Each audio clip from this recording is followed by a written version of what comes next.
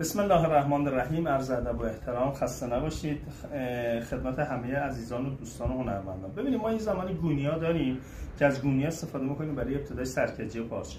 اگر گونیا نداشتیم چطوری سرکجی رو بگیریم که مطمئن باشیم که پارچه‌مون ابتدا دقیق و مرتبه.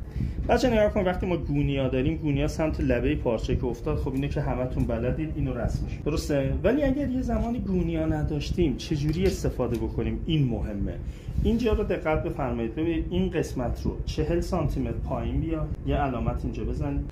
30 سانتی متر، ببینید 30 سانتی متر اینجا رو علامت بزنید. نگاه کنید این خط قطری شما باید بشه 50 سانتی متر. پس اگر اینجا 40 باشه، اینجا 30 باشه، این خط قطری من باید بشه 50. نحوه متر گذاشتن نگاه کنید.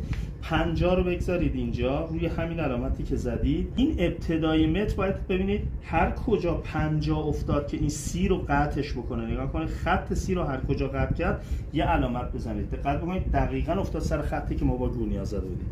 پس بنابراین این نشون میده که اگر اینجا رو شما علامت بزنید، خط رو بکشید، بدون داشتن گونیا هم پارچه‌تون رو میتونید صافش کنید. امیدوارم که این تکنیک به کارتون بیاد. یادتون باشه بچه‌ها این فوق‌العاده مهمه. اگر سر کجی پارچه‌هاتون رو نگیرید، این اختلاف لیویرهایی است که بعداً تو کاراتون میفته.